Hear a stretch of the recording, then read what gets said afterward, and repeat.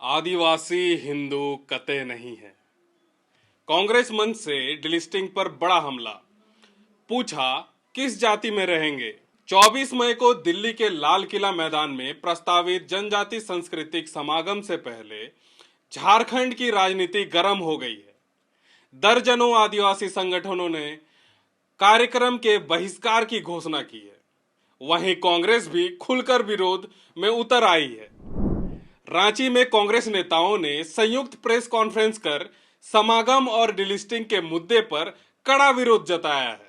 कांग्रेस नेताओं का आरोप है कि धर्मांतरित आदिवासियों को अनुसूचित जनजाति सूची से बाहर करने की मांग आदिवासी पहचान और अधिकारों का हमला है। इस दौरान सरना धर्म कोड, आदिवासी अस्मिता और धार्मिक पहचान का मुद्दा भी जोर शोर से उठा।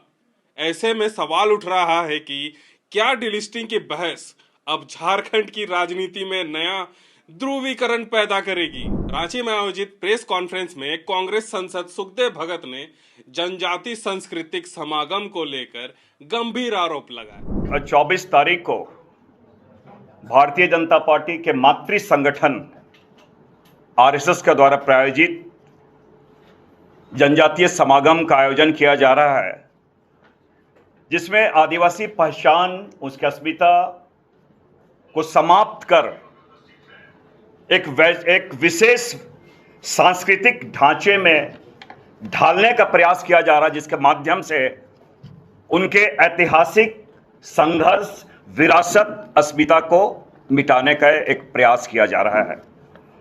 और ये हम कहते हैं कि मंच के नाम पर सम्मान, मंच के नाम पे सम्मान और जमीन पे संघर्ष, ये स्थिति उन्होंने पैदा करके रखा है। और ये सबसे महत्वपूर्ण चीज है, आदिवासी शब्द को उन्होंने स्वीकार किया ही नहीं है। उन्होंने कहा कि यह कार्यक्रम राष्ट्रीय स्वयंसेवक संघ आरएसएस प्रायोजित है और आदिवासी पहचान, संस्कृति और अस्मिता को कमजोर करने की कोशिश का हिस्सा है। सुखदेव भगत के अनुसार यह सिर्फ सांस्कृतिक आयोजन नहीं, बल्कि आदिवासी समाज की मूल पहचान को प्रभावित करने की राजनीतिक पहल हो सकती है। कांग्रेस का दावा है कि आदिवासी समुदाय की धार्मिक और सामाजिक संरचना में हस्तक्षेप की कोशिश की जा रही है। पूर्व मंत्री रामेश्वर उरांव ने प्रेस कॉन्फ्रेंस में कहा कि आदिवासी को हिंदू बनाने की कोशिश गलत है। उन्होंने सवाल उठाया कि यदि आदिवासियों को हिंदू माना जाएगा तो उन्हें किस वर्ण व्यवस्था में रखा जाएगा। उन्होंने कहा कि हम हिंदू कतई नहीं हैं, सरना सनातन एक नहीं है। डिलिस्टिंग की बात कर रहे हैं, समागम कर रहे हैं, उसमें छुपी हुई बात यह है कि डिलिस्टिंग की बात करेंगे। डिलिस्टिंग मतलब क्या? जो ट्राइबल में क्रिश्चियन बन गए हैं, क्रिश्चियन नॉन क्रिश्चियन दो आप सभी जानते हैं, उनको ट्राइबल से हटाने की बात करेंगे। जो मेरा अंदाज है, यही बात करेंगे। मैं कहता हूं कि यह जो उनकी बात होगी संविधान से हटकर संविधान सम्मत नहीं होगी। संविधान सम्मत इसलिए नहीं होगी कि नोटिफिकेशन पढ़िए 1950 का, कहीं भी धर्म की बात नहीं कही गई आदिवासियों के मामले में। 1950 में जो एससी के लिए निकला था नोटिफिकेशन, उसमें धर्म की बात कही गई थी।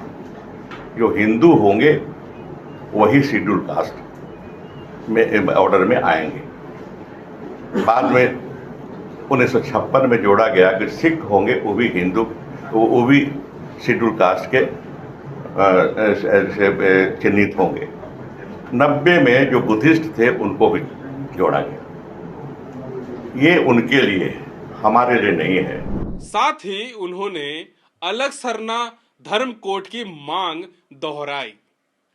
रामेश्वर उरांव ने यह भी कहा कि धर्म परिवर्तन के आधार पर आदिवासियों का एसटी दर्जा खत्म करना संविधान की भावना के खिलाफ होगा।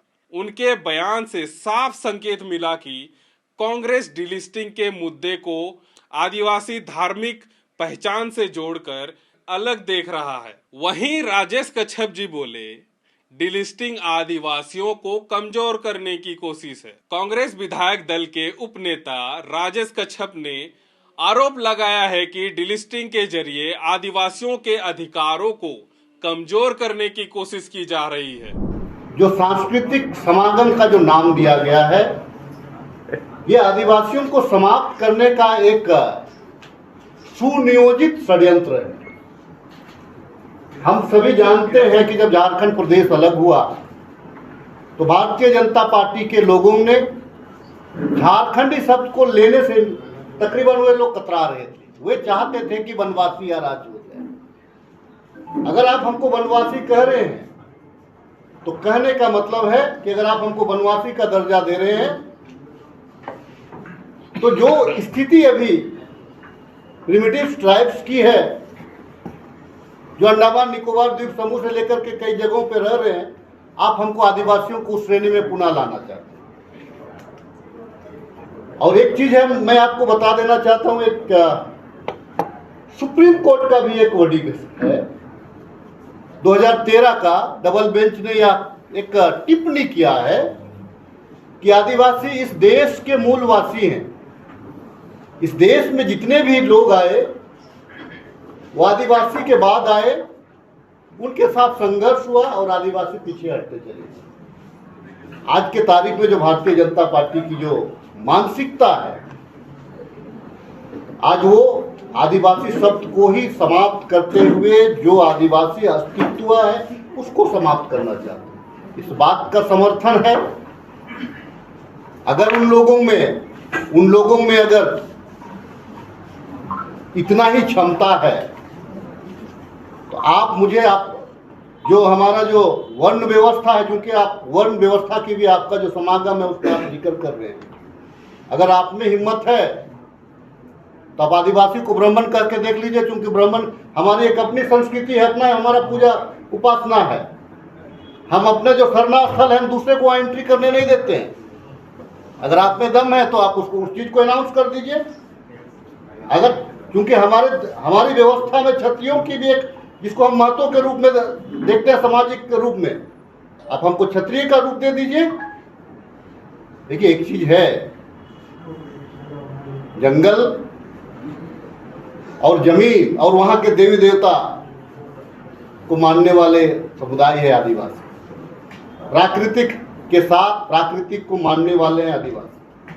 आप कहाँ रखिएगा, रामेश्वर राव जी ने कहा, उस बात को मैं पुनः दोहराना चाहूंगा कि आप आदिवासियों को कहाँ रखिएगा, इस बात को और डिलिस्टिंग के माध्यम से वे आदिवासियों को जो संरक्षित किया गया है संविधान के द्वारा, हमको तकरीबन वो समाप्त करना चाहते हैं। तकरीबन डिलिस्टिंग के माध्यम से समाप्त करना चाहते हैं। उनका कहना था कि आदिवासी पहचान धर्म से नहीं बल्कि समुदाय और परंपरा से तय होती है। उन्होंने कहा कि अनुसूचित जनजाति का दर्जा खत्म करने की बहस आदिवासी समाज में असुरक्षा की भावना पैदा कर सकती है।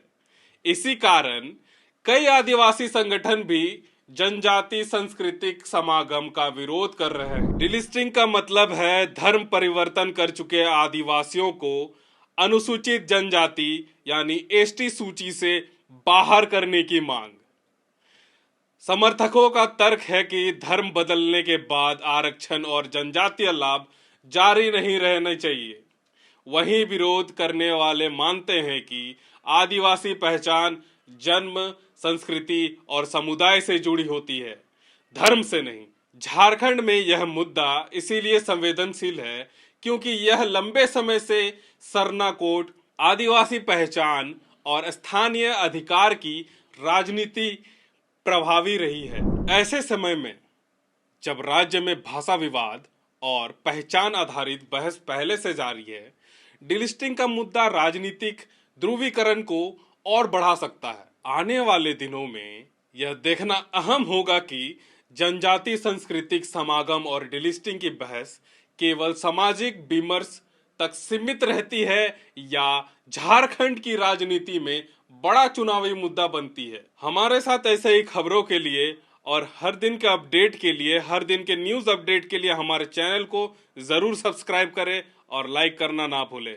जोहार। खबर का मतलब बवाल न्यूज, हमारे चैनल को सब्सक्राइब जरूर करें।